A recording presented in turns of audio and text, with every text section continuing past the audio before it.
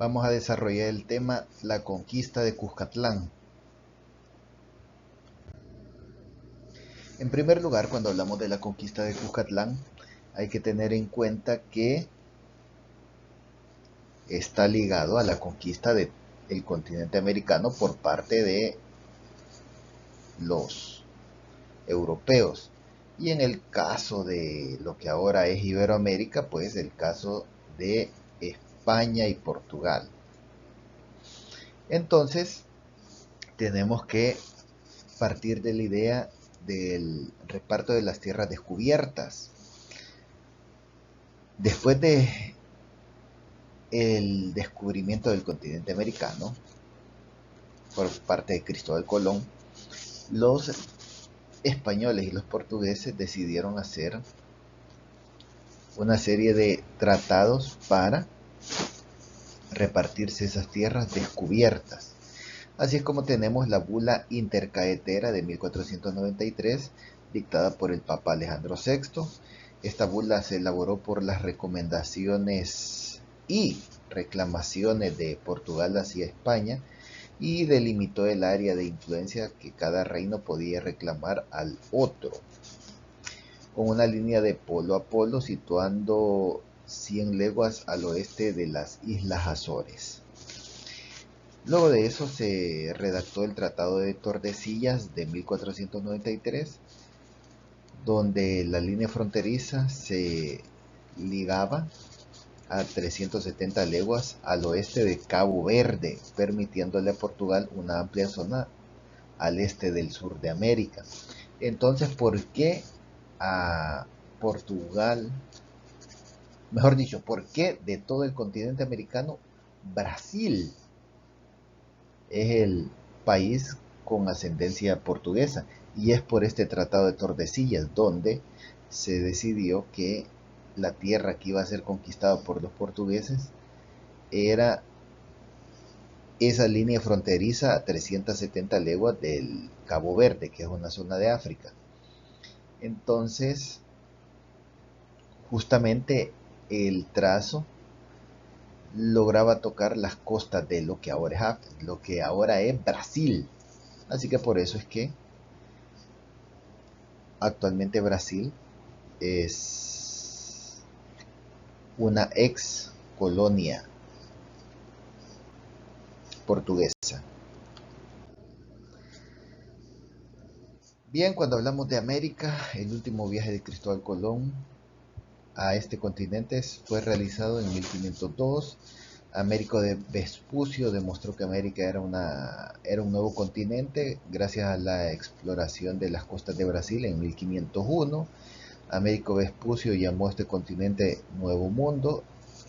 Mientras tanto, Colón murió en 1506 y Martin Waldersee-Müller en 1507 propone el nombre de América. ¿Por qué?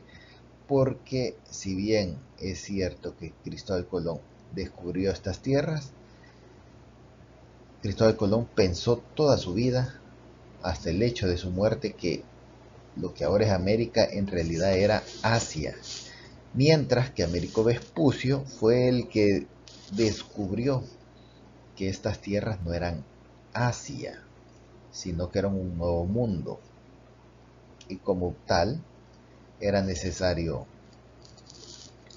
nombrarlo.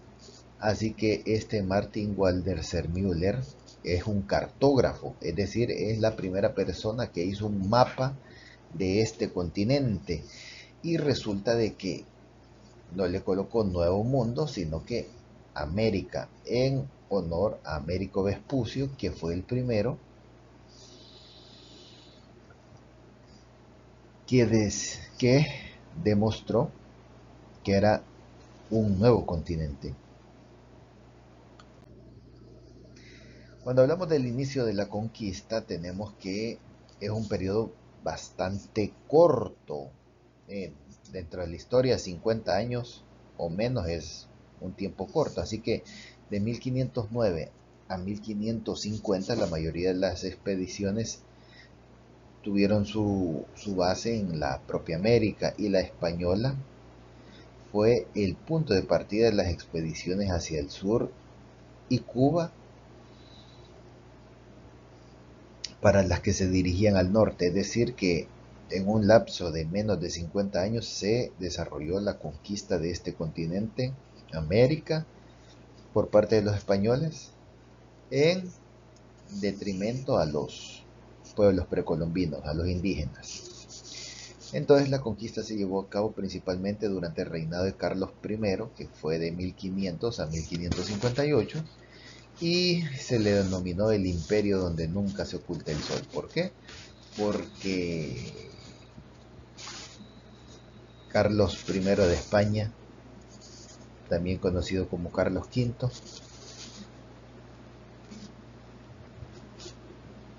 fue un emperador que tenía posesiones en Europa. O sea, no solo era rey de España, sino que emperador de varias zonas de Europa, lo que ahora es Alemania,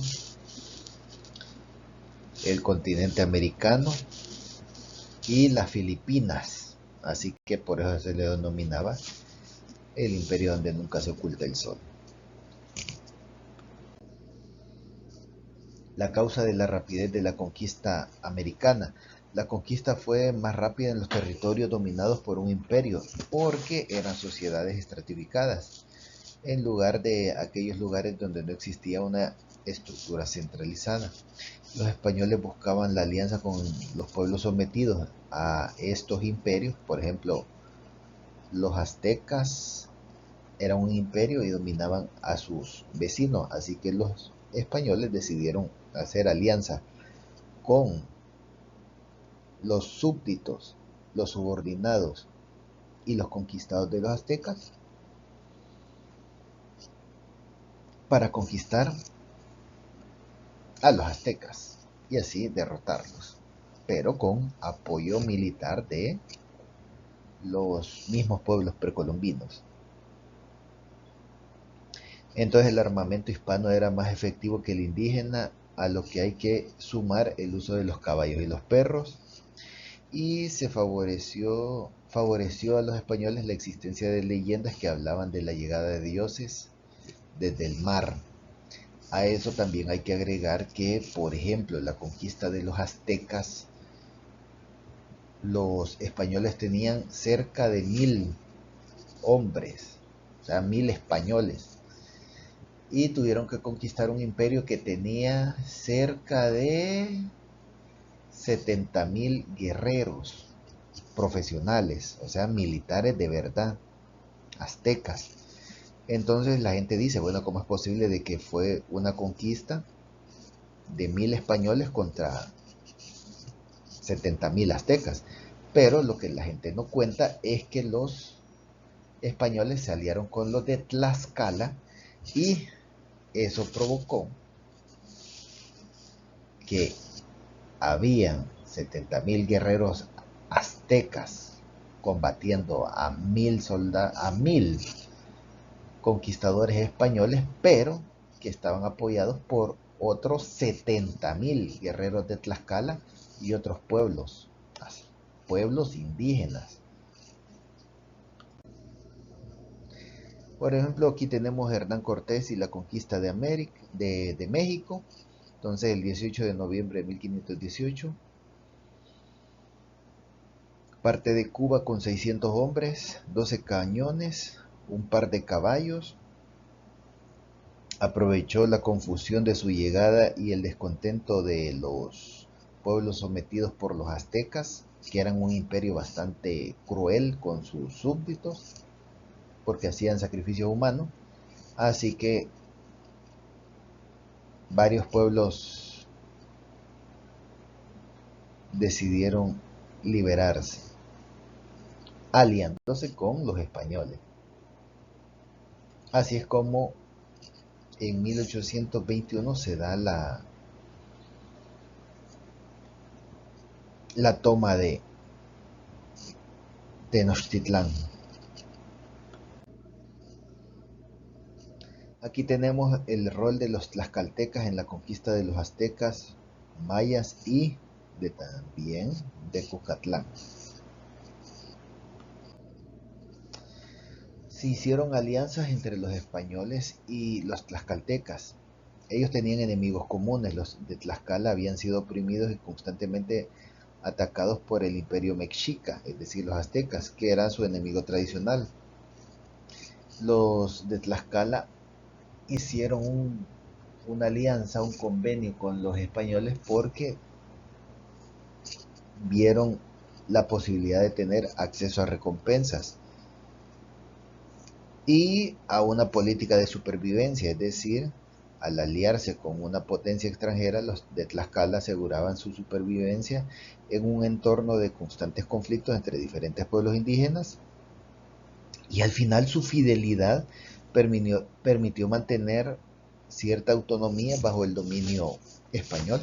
Hasta el día de hoy, 2024, usted puede ver en el mapa de, de México un estado que se llama Tlaxcala, que justamente es la zona que antes fue un dominio de estos pueblos precolombinos. Quiere decir entonces que después, durante la conquista, durante la colonia, estos habitantes de Tlaxcala fueron beneficiados y perdieron sus beneficios después de la independencia.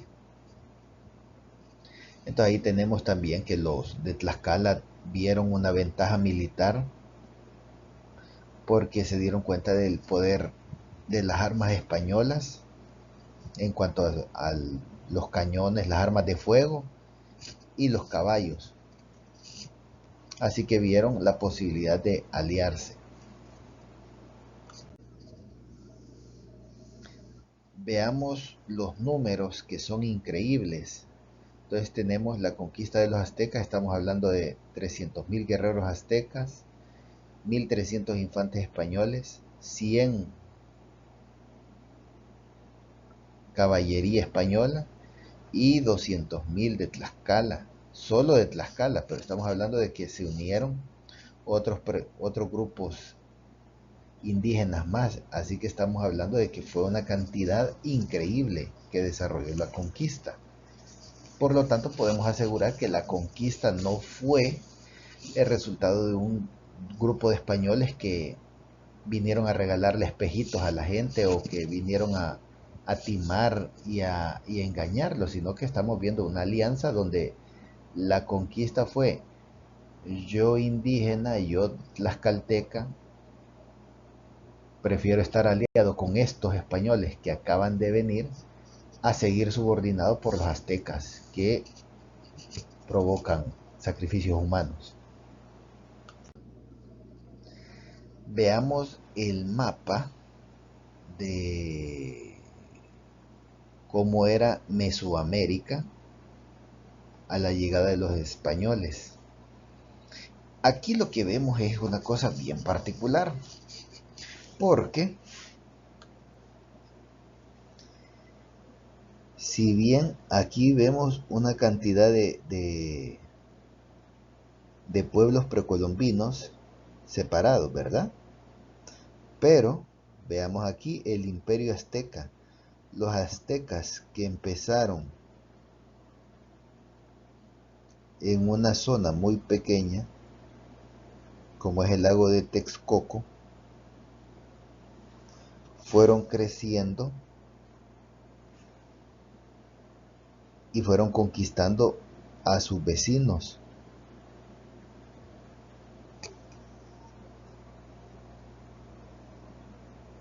Llegando a tener influencia hasta acá, al Soconusco. Es decir, que los aztecas tenían lo que ahora es prácticamente el centro de México y la parte de las costas del Pacífico hasta frontera con lo que ahora es Guatemala. Mientras, aquí vemos a los de Tlaxcala, totalmente apresados y totalmente rodeados por los aztecas.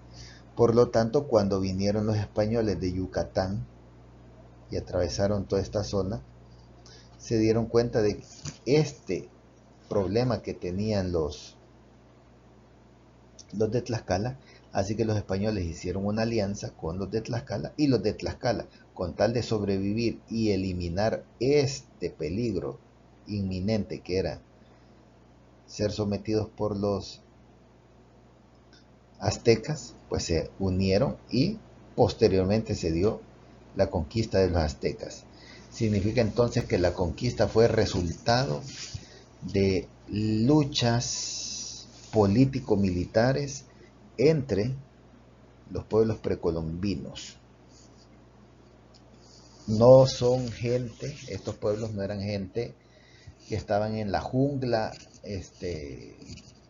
viviendo de la naturaleza y cazando, no, o sea, eran sociedades estratificadas bien definidas, y además de ser sociedades estratificadas bien definidas, eran sociedades que tenían conflictos políticos, militares, fronterizos, económicos, y así, o sea, eran una sociedad estratificada, una sociedad posiblemente no como nosotros la entendemos como una sociedad, pero sí con los conflictos políticos, con los conflictos sociales. O sea, veamos el caso de Ucrania y Rusia. Ucrania estaba dominada por los rusos. Entonces, ¿qué fue lo que hicieron los ucranianos? Aceptar apoyo militar de parte de Estados Unidos y el resto de la OTAN.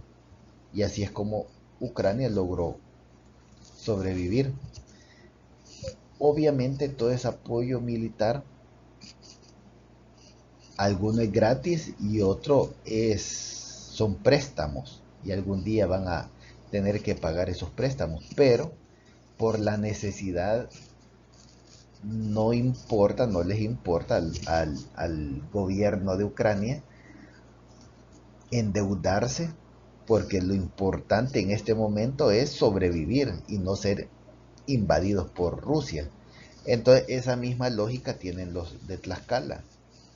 O sea, estaban a un paso de ser conquistados. Cuando los españoles llegaron, la, el conflicto estaba dado para posteriormente eliminar a los de Tlaxcala, y los de Tlaxcala iban a ser eliminados en la medida de que en algún momento, al estar rodeados por el imperio azteca, por hambre o por victoria militar, iban a perder, iban a ser sometidos. Así que los de Tlaxcala tenían esa única solución: unirse con los españoles, morirse o ganar, o no unirse con los españoles y seguramente morirse, pero lentamente. Aquí vemos el mapa del imperio azteca. Tenemos que recordar y saber que era una alianza entre tres ciudades-estado, que es Tenochtitlán, Tlacopan y Texcoco. Y entonces esas ciudades-estado, Tenochtitlán, que está aquí, Tlacopan, Texcoco, están justo en el lago, crecieron, fueron desarrollándose y posteriormente lograron dominar a todos estos pueblos. A la llegada de los españoles que vinieron acá en la costa de Yucatán, toda la zona maya, y llegaron hasta acá, acá está Veracruz, y luego llegaron a Tlaxcala. De nuevo, aquí hay que saber que los españoles no venían a lo loco explorando según cómo iba, a dónde los llevaba la marea. Los españoles, Hernán Cortés, en cada lugar donde iba, hablaba con sus habitantes y todos le afirmaban que había una ciudad que era la que dominaba, que era Tenochtitlán. Así que él decidió viajar hasta esa zona que era Tenochtitlán.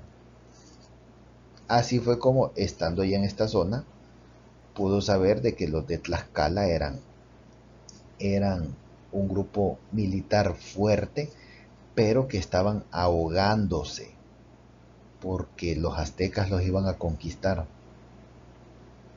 Así que aprovechó ese conflicto interno que tenían para hacer una alianza. Ellos aceptaron y con toda esa fuerza y ese poder militar y con las estrategias europeas de conquista, pues dominaron y al final triunfaron.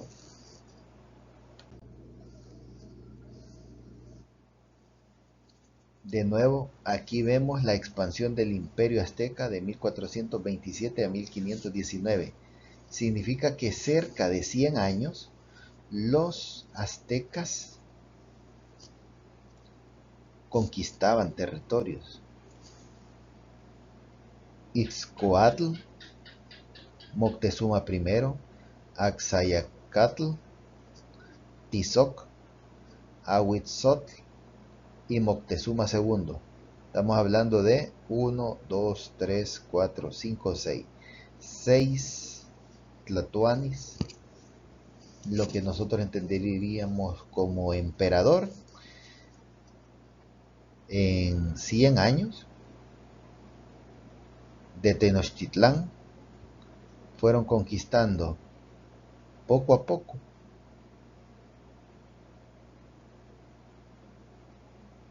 Moctezuma, vean, Moctezuma conquistó a los zapotecas. Y aquí es el dato que les doy. Si no hubiera sido Moctezuma, hubiera sido el siguiente emperador el que hubiera vencido a los tlaxcaltecas. De nuevo, hay que ver que estaban en un proceso de expansión sin freno, 100 años conquistando.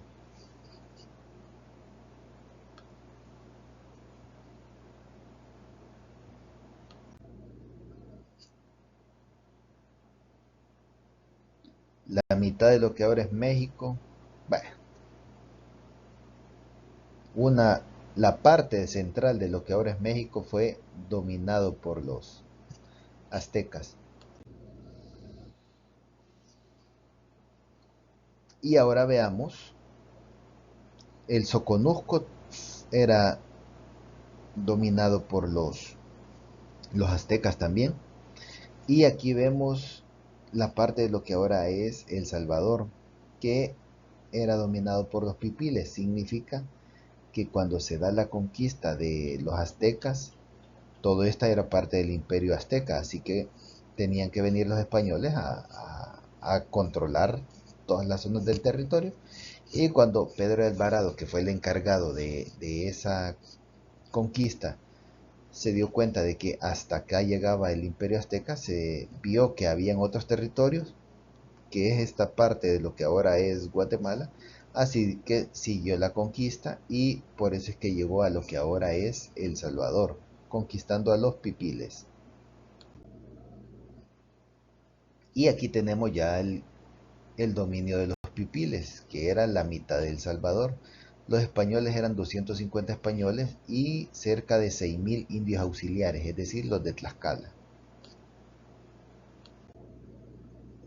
Entonces aquí vemos una imagen representativa de ese proceso de conquista. La batalla más importante que se dio en lo que ahora es El Salvador es la batalla de Acajutla, donde Pedro Alvarado fue herido, le fracturaron el fémur de un flechazo y vemos acá una imagen muy bien elaborada en la cual vemos 1, 2, 3 españoles, 4 españoles, 5 españoles, 5 españoles y vemos estos que están de blanco son los tlaxcaltecas. Y efectivamente la conquista del continente americano fue eso.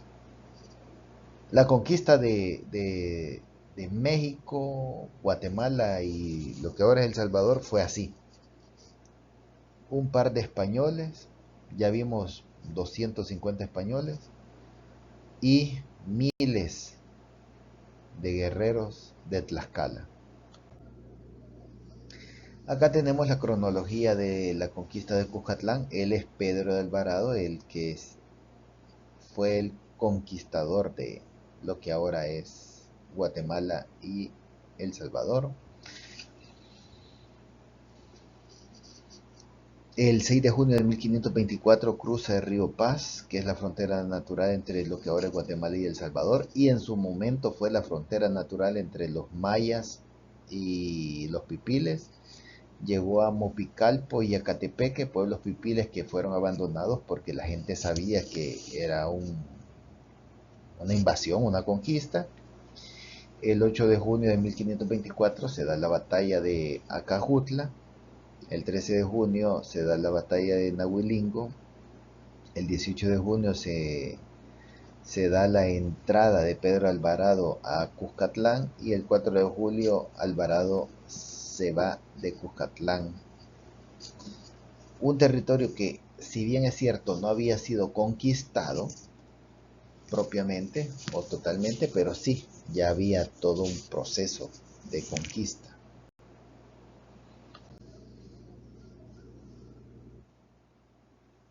Luego se da el sometimiento post-conquista de los pueblos precolombinos, es decir, aceptar a otro dios, obedecer a un rey que no conocían, entregar sus cosechas, desconocer las autoridades de sus líderes y renunciar a su cultura.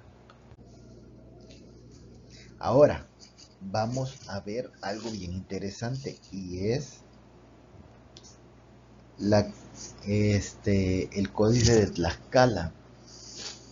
Entonces resulta que el Códice de Tlaxcala es un documento que los tlaxcaltecas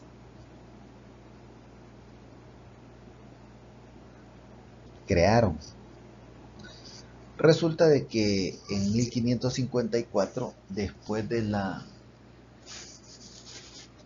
conquista, estamos hablando de 1524,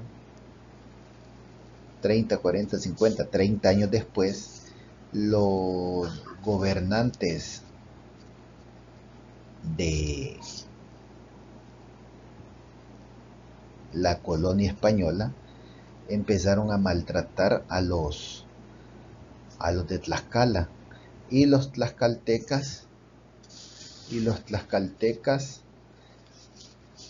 lo que decidieron crear un documento legal en el cual ellos demostraban que habían sido los que habían hecho la conquista, y como ellos habían hecho la conquista no podían ser maltratados como estaban siendo maltratados, así que hicieron cartas para exigir los derechos que habían logrado gracias a que habían colaborado en la conquista.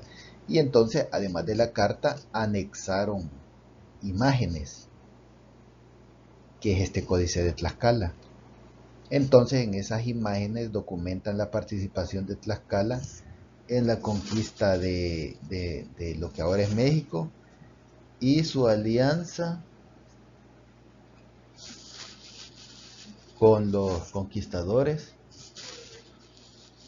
españoles. Entonces el manuscrito ilustra cómo los de Tlaxcala, antiguos rivales de los mexicas, se aliaron con Hernán Cortés para derrotar el Imperio Azteca. Representa escenas clave de la colaboración militar, mostrando la estrategia conjunta de los tlaxcaltecas y los españoles en la lucha contra Tenochtitlán.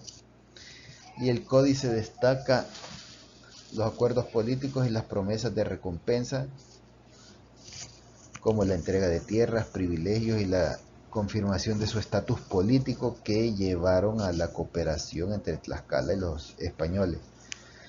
Así que entonces tenemos acá el Códice de Tlaxcala, que representa todo el proceso de conquista donde los tlaxcaltecas colaboraron con los españoles. Y aquí vemos cada una de estas imágenes representa un pueblo conquistado por los tlaxcaltecas. La imagen siempre va a ser la misma, un español en caballo, los tlaxcaltecas vestidos con su ropa tradicional y los pueblos conquistados. Vamos a darnos cuenta de que el territorio que los tlaxcaltecas dominaron fue gracias a su tipo de conquista, pero a la vez vieron en la representación de su códice los desmembramientos, cosa que no era común en las guerras de los habitantes de Mesoamérica. Vemos acá también, vemos acá los españoles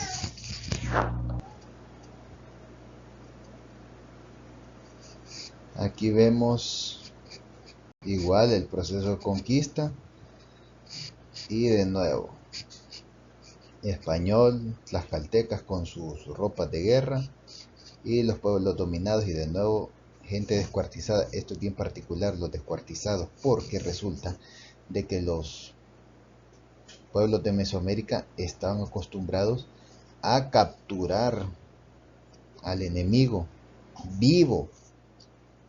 Es decir, usted piensa en los antimotines actuales.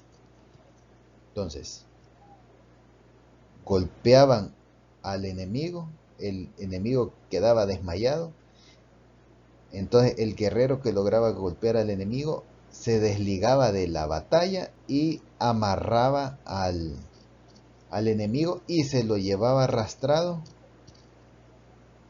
hasta las líneas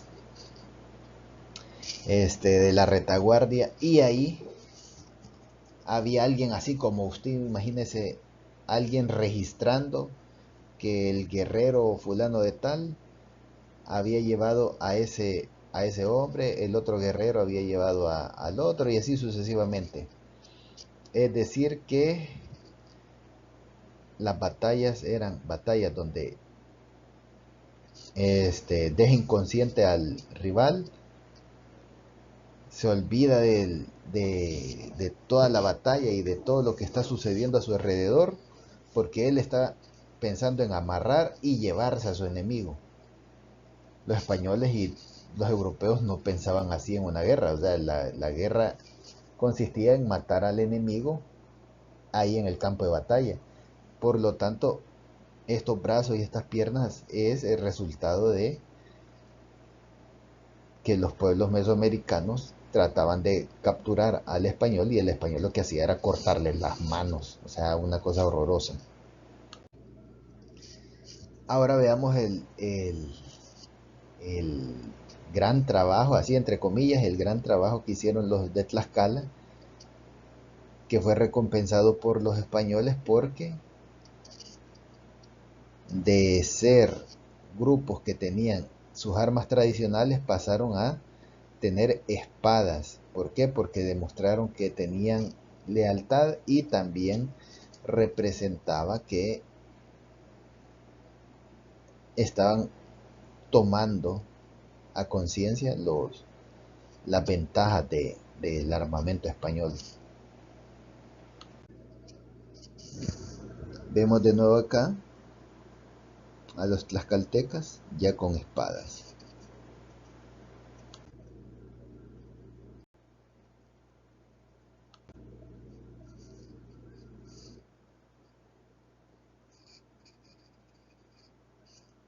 Vemos acá el horror de la guerra. Imagínese usted, brazos, manos, cuerpos partidos a la mitad. Esto fue lo que impactó a los tlaxcaltecas, y de nuevo les menciono, es algo que no era visto ni conocido por los pueblos precolombinos hasta la llegada de los españoles.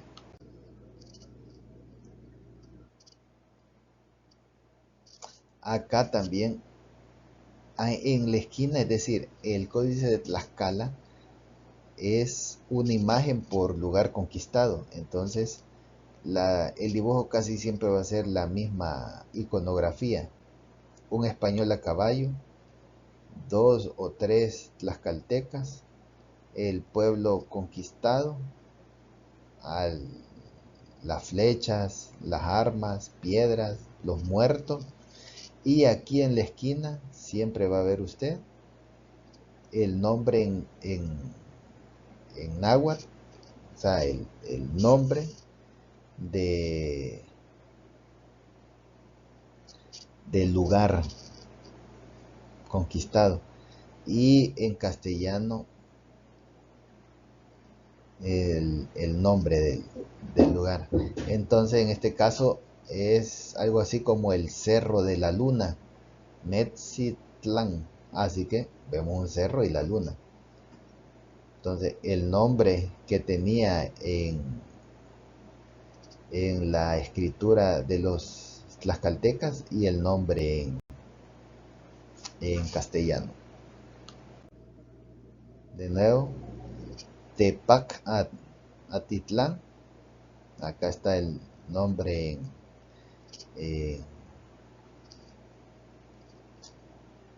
en náhuatl. Vemos la conquista.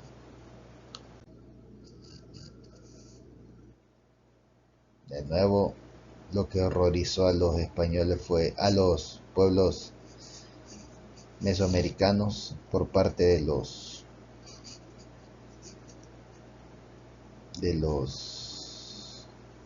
españoles fue el uso de armas de acero y pues los cortes, manos, piernas, etcétera.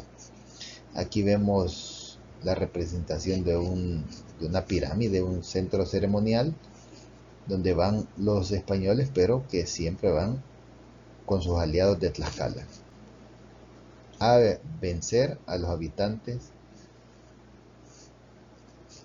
de esta zona.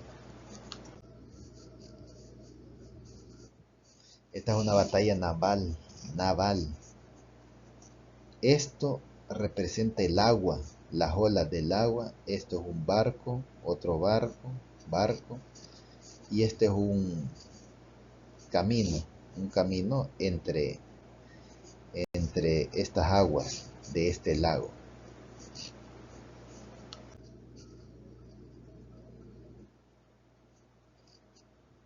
Aquí lo que vemos es la victoria de los españoles y el uso de cargadores.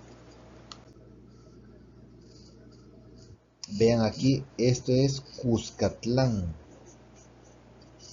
Cuscatlán significa tierra de joyas. Entonces acá vemos una joya.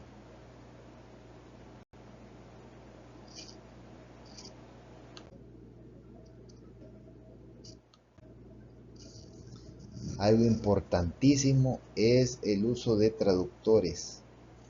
Estos son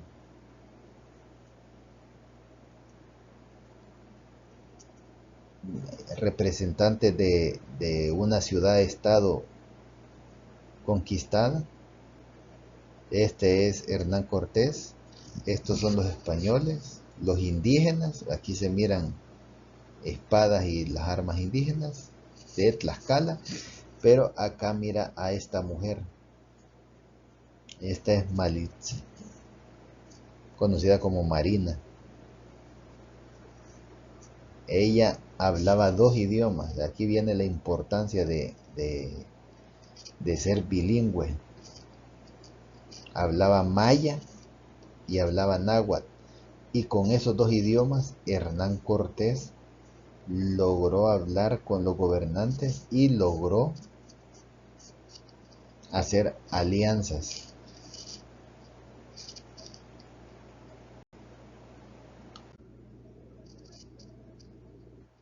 Otra cosa, que ella era una mujer indígena, náhuatl, que por vicisitudes de la vida había terminado siendo casi como esclava en una zona maya. Ahí fue donde ella aprendió maya. Su idioma materno era el náhuatl, así que tenía dos idiomas. Y pues por cuestiones de la vida terminó con Hernán Cortés e incluso hasta tuvieron un hijo.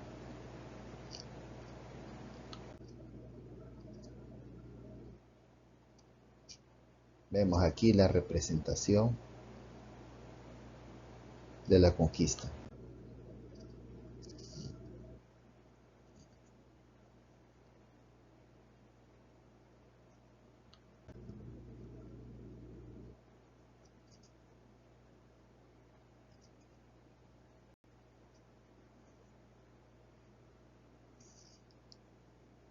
Xochi significa flor y aquí vemos la flor. Xochipila.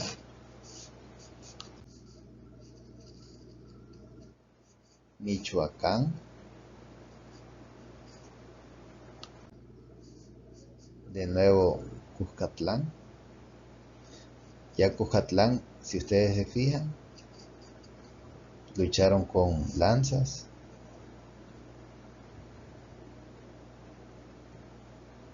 con flechas, y los guerreros de Tlaxcala vinieron con armas de acero.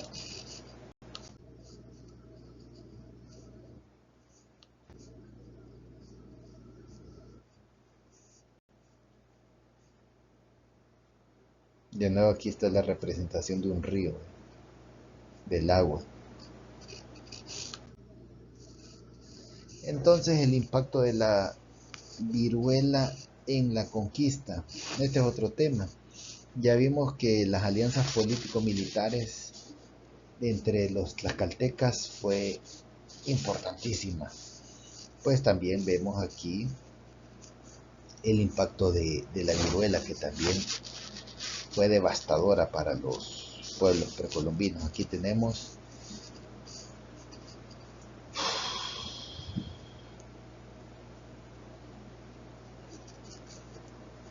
cómo la viruela afectó a estos pueblos precolombinos. Pero también tenemos que ver cómo hubo efectos en algo que se llama sincretismo. El sincretismo es la mezcla de elementos de diferentes religiones y culturas para formar nuevas tradiciones. En la colonización, los elementos indígenas y el catolicismo se fusionaron, creando figuras y festividades. Entonces, aquí tenemos dos puntos importantes. La viruela, que es un aspecto biológico, pero también el sincretismo, es decir, la religión que se unió.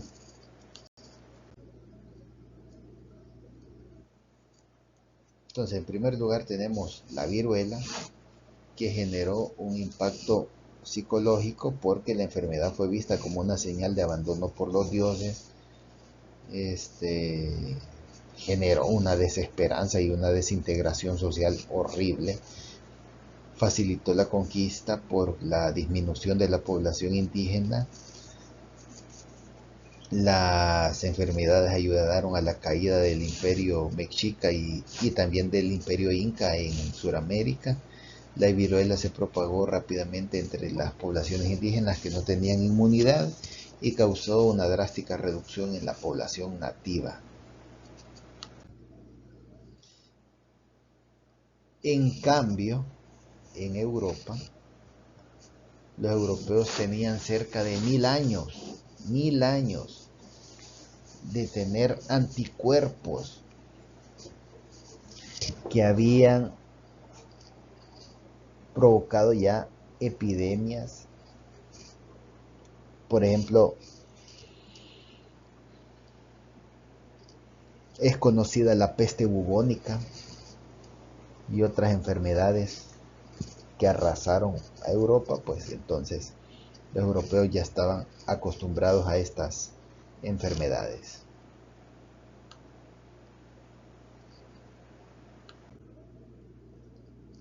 No así los pueblos indígenas, que lo que vemos acá es cómo la gente está muriéndose y no hay nada que hacer. Simplemente la resignación. O sea, aquí vemos la viruela ya en una persona. Así que imagínese usted lo horroroso y lo fatal que habrán sentido los pueblos precolombinos al de repente estarse muriendo, al estar deformes, al salirle estas erupciones y no tener respuesta de los dioses. Aquí está lo que les mencionaba del sincretismo religioso y cultural.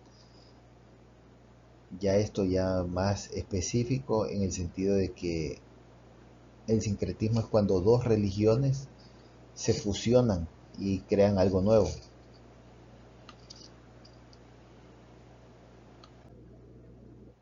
Aquí tenemos, por ejemplo, a Tlaloc, dios de la lluvia, que hubo un sincretismo y entonces los sacerdotes le dijeron a los indígenas que en lugar de adorar a Tlaloc, dios de la lluvia, pues adoraran a San Isidro Labrador, que también tiene algo que ver con las lluvias.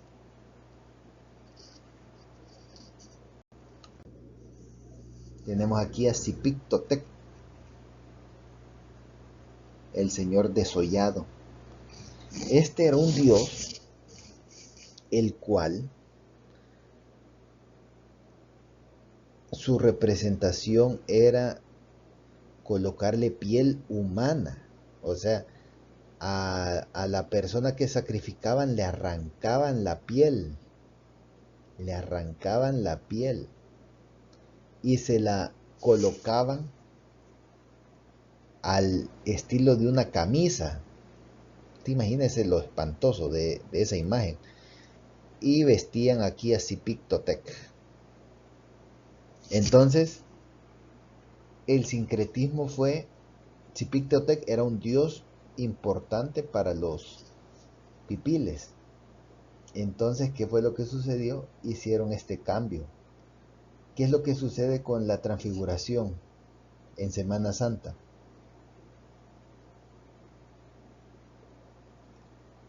Aparece la imagen de Jesús, luego baja,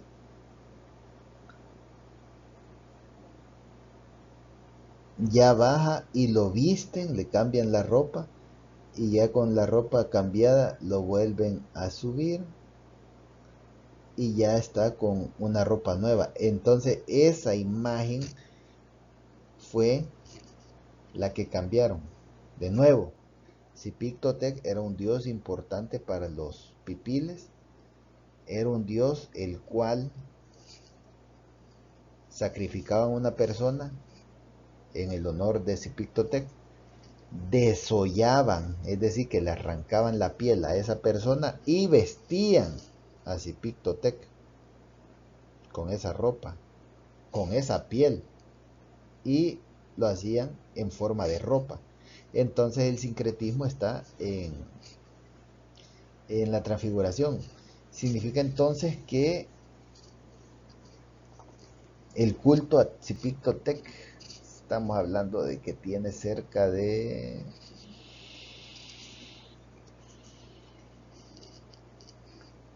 redondeando para el año 1000 después de Cristo, ya estaba Tzipictotec como un dios.